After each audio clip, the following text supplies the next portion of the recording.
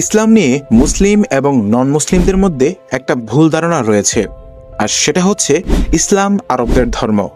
সত্যিই কি তাই? চলুন জেনে নিই। আমরা সবাই জানি ইসলাম ধর্মের প্রবর্তক হযরত মুহাম্মদ সাল্লাল্লাহু আলাইহি ওয়াসাল্লাম, যিনি আরবের মক্কা শহরে জন্মগ্রহণ করেছেন। আবার ইসলামের প্রথম ওহী নাজিল হয় আরব ভূমিতে, তাও আবার আরবি ভাষায়।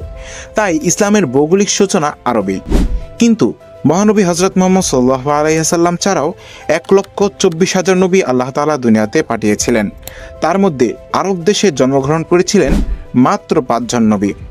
বাকি সব নবীকে আল্লাহ তাআলা পৃথিবীর বিভিন্ন প্রান্তে মানবজাতিকে সরল সঠিক পথে আহ্বানের জন্য পাঠিয়েছিলেন। তাই এটি কেবল আরবদের জন্য নয়, বরং সমস্ত মানবজাতির জন্য।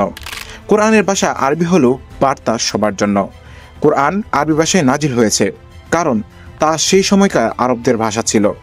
কিন্তু কোরআনে বারবার বলা হয়েছে, ওয়ামা আরসালনাকা ইল্লা রাহমাতুল লিল আলামিন, আমি তোমাকে বিশ্বজগতের জন্য রহমত হিসেবে পাঠিয়েছি। সূরা আম্বিয়ার 107 নম্বর আয়াত। অর্থাৎ ইসলামের মূল বার্তা বিশ্বজনীন। বিশ্বের সবচেয়ে বেশি মুসলিম রয়েছে ইন্দোনেশিয়া, পাকিস্তান, ভারত ও বাংলাদেশে, যেগুলো একটাও আরব দেশ নয়। বাস্তব তথ্য মতে 70 থেকে 80% মুসলিম আরব দেশের নয়। ইসলাম বলে, ইসলাম আল্লাহর দেওয়া জীবন ব্যবস্থা, যা সব যুগ, সব জাতি এবং সব মানুষের জন্য। তাই ইসলাম আরব সংস্কৃতির ধর্ম নয়, বরং আল্লাহর দেওয়ার দিন, যেটি মানুষকে তার পথে ডাকে। আসসালামু আলাইকুম প্রিয় দর্শক মণ্ডলী, আপনারা যারা এখনো পর্যন্ত আমাদের ফেসবুক পেজ এবং ইউটিউব চ্যানেলটিকে সাবস্ক্রাইব করেননি, প্লিজ সাবস্ক্রাইব করে পাশে থাকা বেল আইকনটিকে ক্লিক করে দিন।